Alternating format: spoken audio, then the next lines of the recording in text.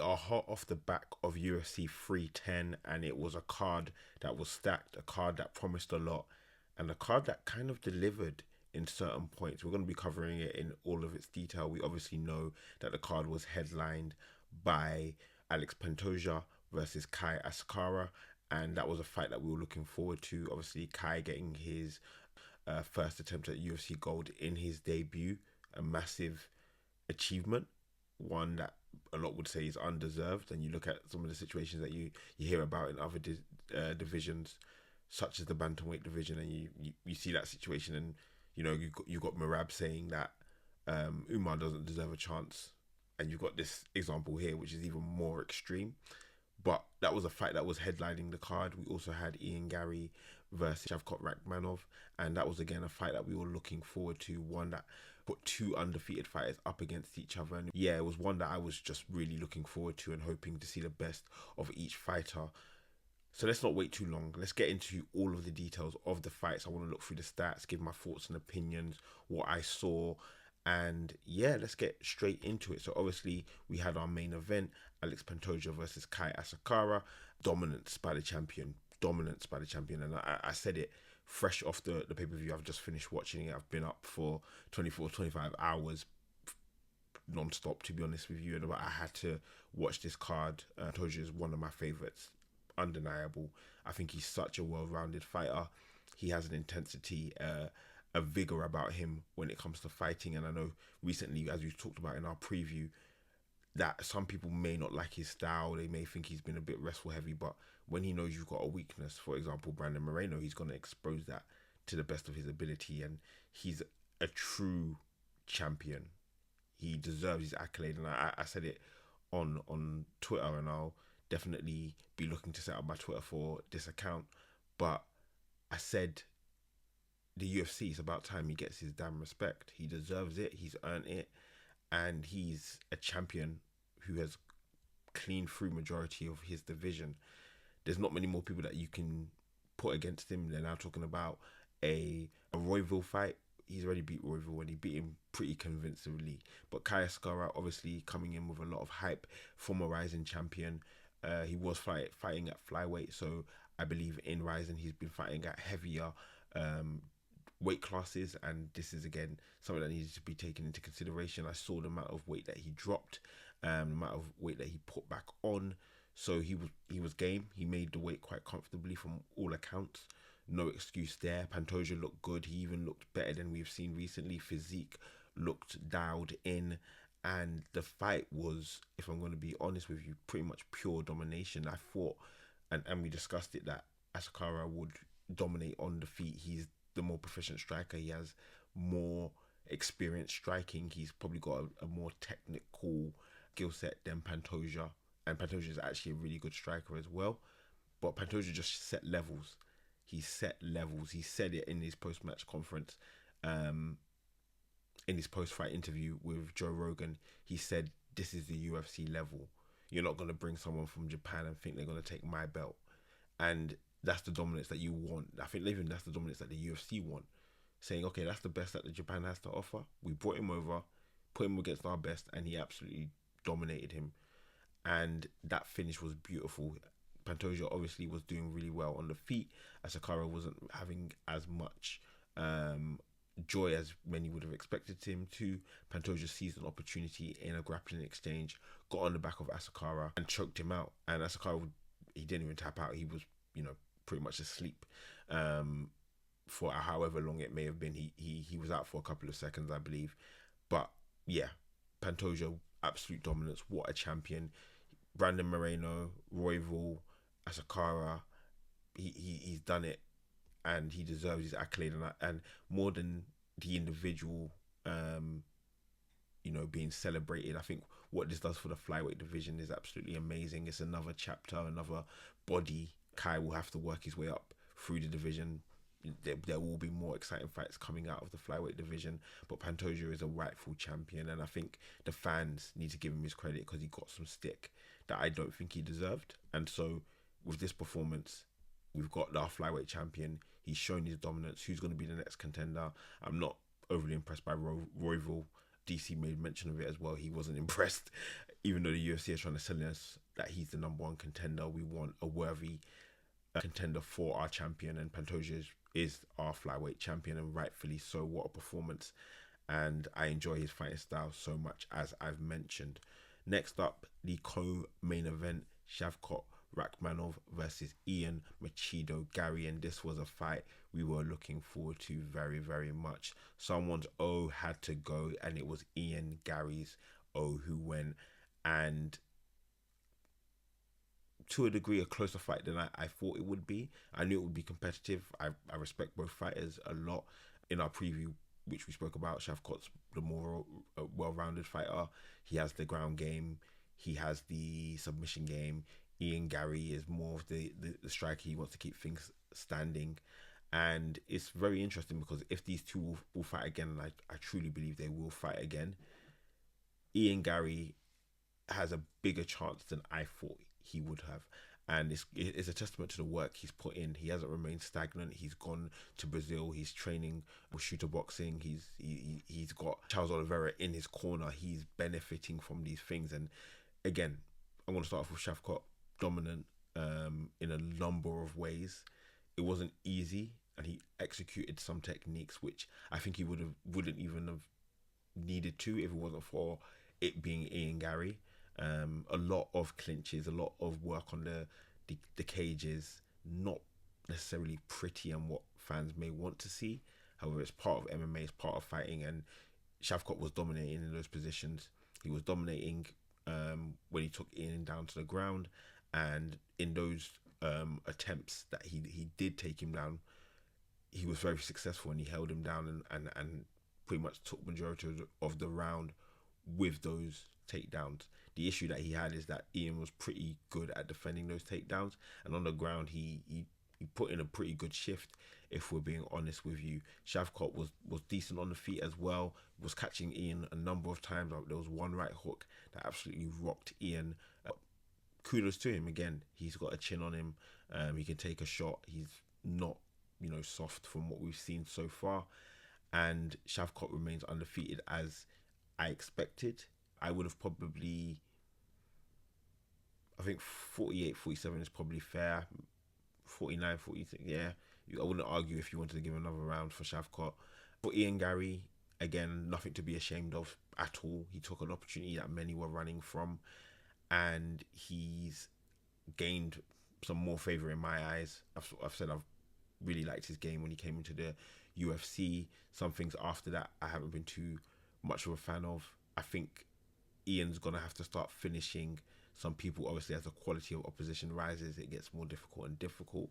But before this fight, it was 3 fights without a finish. All 3 fights going to decision. This fight, he's obviously lost, and it went to decision again. He's got to start adding more to his resume, and that will get him back to a title fight sooner rather than later. Again, good display, very good striking.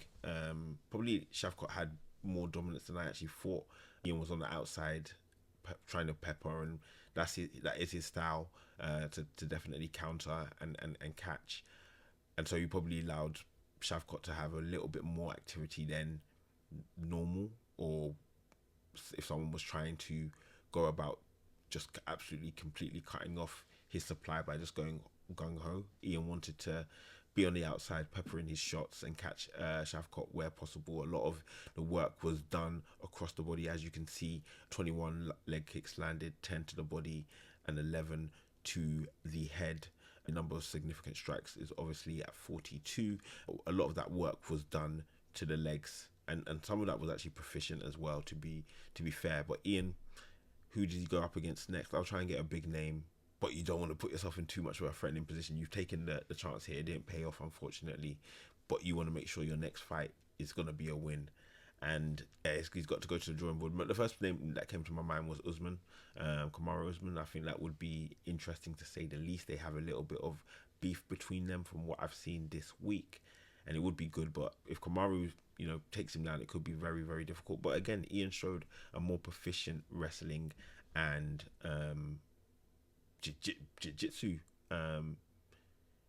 He showed a better jiu-jitsu game as well, to be honest with you. He caught Shavkat in a really really good choke in the last round, I believe.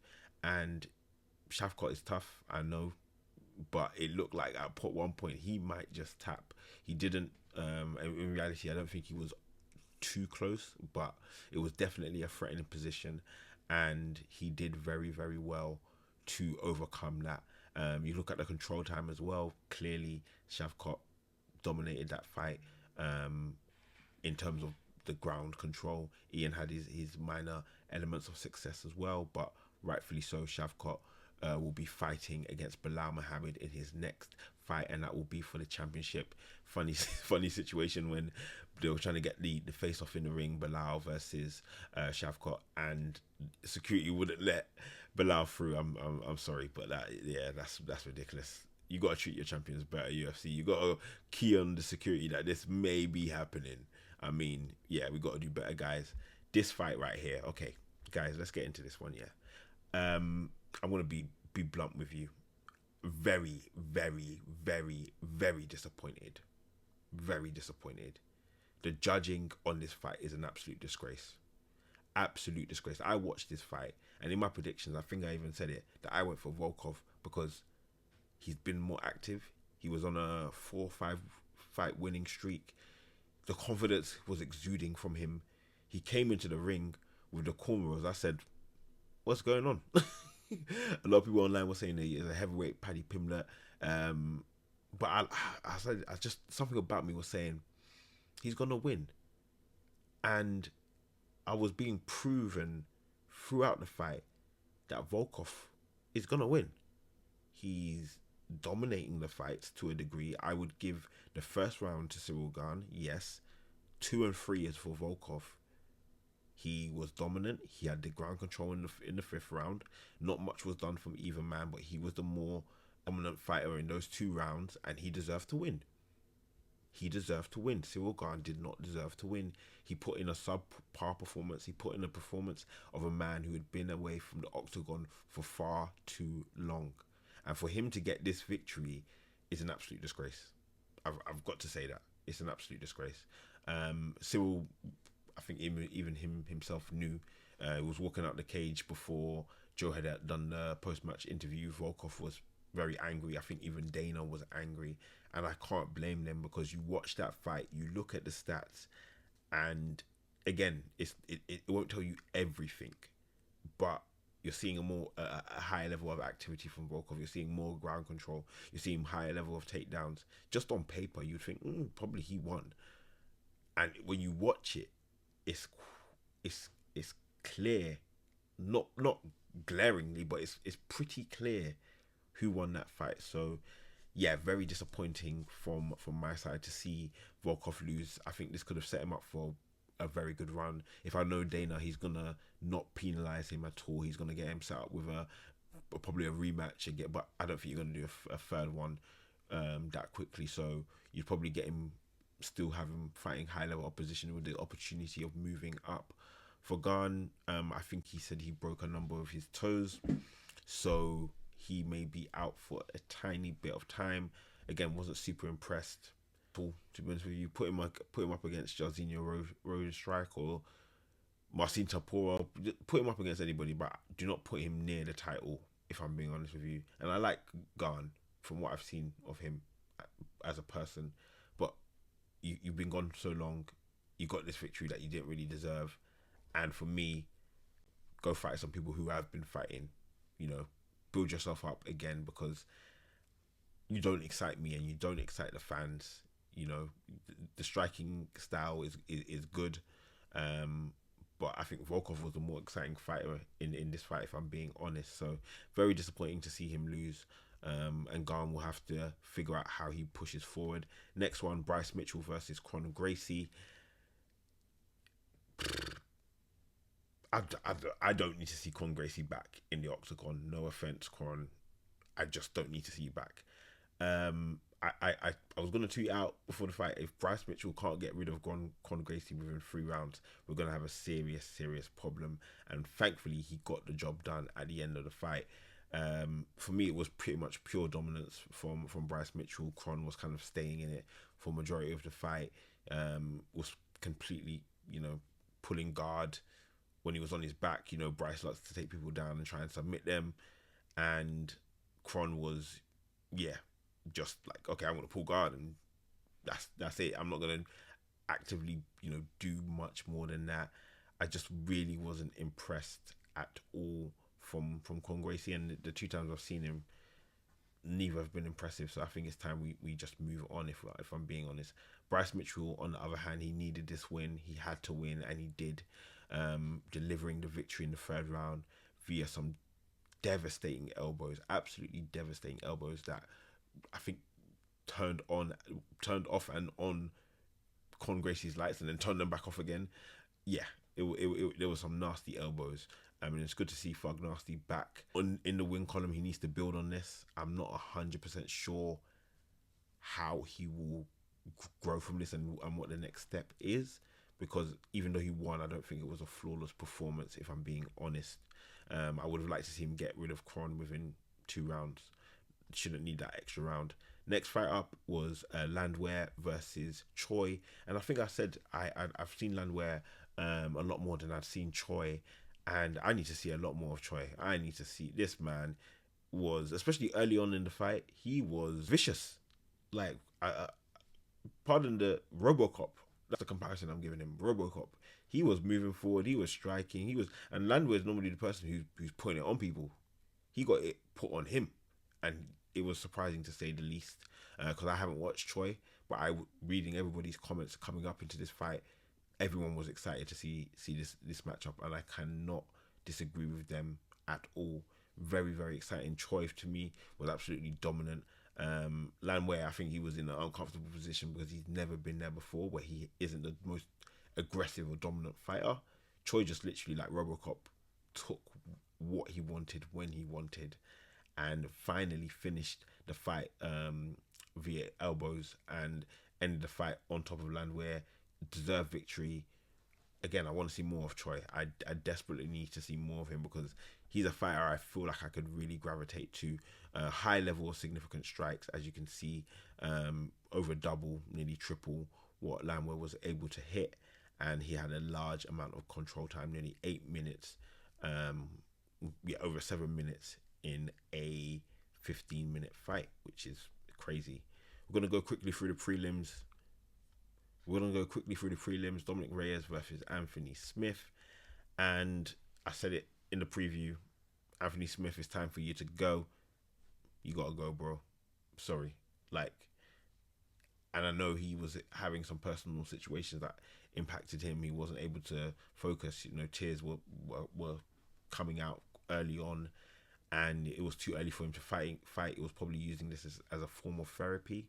Yeah, I just don't need to see Anthony Smith fight again. I just don't need to see Anthony Smith fight again. I just don't. And this was a prime example of it, because even at the end, all the way through the fight, it was pretty much domination by Dominic Reyes. Big congratulations to him. Again, it being back in the win column, back-to-back victories for the man. It's great to see this resurgence. But Anthony Smith had nothing from the beginning, and he had nothing to the end. And even the way the fight ended, it was literally like a pity stoppage. Like, Dominic Reyes has punched you like 200 times in the head, and let's just get this over with, because we know you're too tough. To just sit down and just let him punch you completely in the head. So you're just like covering up, and the referee just has to make a decision to end the fight. And pretty much said all I need to say. Anthony Smith has put in a great shift as an MMA fighter and in the UFC. Dominic Reyes, I would love to see what else he has, and if he can mix it up with some of the other big boys in the light heavyweight division. So we'll definitely be keeping my eyes on Dominic Reyes and Anthony Smith. We'll see if we get any retirement news coming out. Next up, Vicente Luque versus Gorimbo. And guys, I have to make an apology to you and Vicente Luque. I'm sorry, bro. I'm sorry. I made a grave mistake, because I thought Gorimbo, with his size, with his recent streak and ability, I thought, okay, he's going to be a really good contender for Vicente Luque, given some of the struggles that Vicente has had himself. I was completely wrong. I mean, Vicente looked like a man on a mission coming into that octagon, And very, very early on, I mean, it was really quick, to be honest with you. We had gotten what we needed. Vicente Luque absolutely put to sleep Garimbo. Garimbo was out, out, out. Like, yeah, bad. Vicente Luque caught him with a couple of punches. I believe a right hook was definitely involved, and that sent Garimbo to the ground. He then locked in an anaconda choke, rolled with the anaconda choke, and finished him off. And listen, I love Vicente Luque. He's one of the best finishers in UFC history. Correct me if I'm wrong, but he is. And I think I was thinking Father Time has probably come. He's had some really tough fights against some real tough opposition. It may just be that the thread on the tires is weak. I'm wrong. I'm wrong. He looked amazing, and I think it was more testament to the people he has been fighting and how much that may drain or take out of him. And then also that Garimbo is not on Vicente Luque's level. How could I forget that? No offense to him at all, but you're talking about a man who's as dangerous with his hands as he is with submissions, and has fought some of the best in your division, and you don't have that record. So apologies go out to Vicente Luque. Yeah, you deserve all the accolades, my friend, most definitely. Evolev versus Sterling, and this was a fight again which had a little bit of controversy in terms of the results. Some people online were saying that Aljo should have won with the work that he did on the takedowns. However, I am not too disappointed with the result. Ivilov actually gained a lot of my respect in this fight and post fight, and just hearing him and seeing his interactions and mannerisms. Wasn't a big fan previously. Knew how good he was. His wrestling was A1. His takedown game was high. Was a high level, and coming up against someone like Aljamain Sterling would have represented a massive challenge for him. And what a fight it was, and he did look challenged, and Aljamain definitely looked challenged with Ivilov. And so with both men coming into this fight on the prelims, unfortunately, just due to their styles and relationships with the company, they fought on the prelims, and it was a really good fight. I enjoyed it. It was a grappling masterpiece. If you don't like grappling and you don't like wrestling, don't watch this fight. If you do and you appreciate MMA in its entirety, then this is a good fight. If you like your grappling, this is a very good fight. Ivolev, yeah, very impressive. He stays undefeated as he deserves to be, honestly. And Sterling will have to go back to the drawing board, see if he can pick off maybe I'm not even sure, maybe a Max Holloway or anyone who will give him a bit of clout and potentially get his name up the rankings higher. All I can say is, yeah, Ivolev, talk about a title from some people saying that he should be next. I agree, but Volk versus Topuria, I think, has just been announced, so it may be after that. And Ivolev said he will fight 100 people if he needs to before the title, so that's champ talk. I like what I was hearing from him. Next up, Randy Brown versus Brian Battle. We spoke about Brian Battle in the preview video, missing weight and by 4 pounds, which is quite significant. Randy Brown actually came out with a lot of fire, to be honest with you. He was actually very aggressive, showed high levels of striking as well. To cover it off, Brian Battle did win this matchup, and it wasn't one that was well received. I do think Randy had the opportunity to win that, and I think he should have. He probably was a little bit too passive in that third round, if I'm being completely honest with you. He was a bit too passive. Brian Battle wins. It was a clinch heavy fight, and two fighters who, yeah, I mean, are good fighters in the welterweight division, but where they will end up, if they're going to be in the top 15, is another question within itself. So yeah, that was Randy Brown and Brian Battle. Brian Battle got booed by the fans, I think, for missing weight, and the fight in general. I think the cage stuff was getting to the crowd a little bit, but Brian Battle continues to push on in the UFC. Early prelims, Chris Weidman versus Eric Anders, and we have the victory for Eric Anders. Chris Weidman had an opportunity to win that fight, and he didn't take it, and Eric Anders took that victory. And I think it's time. It's time. It's time for you to hang them up. Unfortunately, you probably don't want to hear that, but it's time. And losing to Eric Anders is the sign to tell you, you've put in a good shift. You've tried. Now it's time to move on. Eric Anders, big congratulations to him. This is a landmark victory for him, and it will be interesting again to see what he would want to do next up. Following on from that, Durden versus Van. What a fight! Again, two men I think I've watched Durden once. Van I have not. What a fight! I mean, these guys were striking for the high heavens. Very, very impressive to see the energy and output from both men. Durden suffering from a number of injuries after the fight. Nose was broken. Van showed his actually the real deal, and he's got a lot to offer in the flyweight division. And again, slowly but surely, you can build out this division to go as far as you want. So congratulations to Van. We will be following him up in his career and covering his fight, so we'll remember the name for sure. Chiesa versus Max Griffin.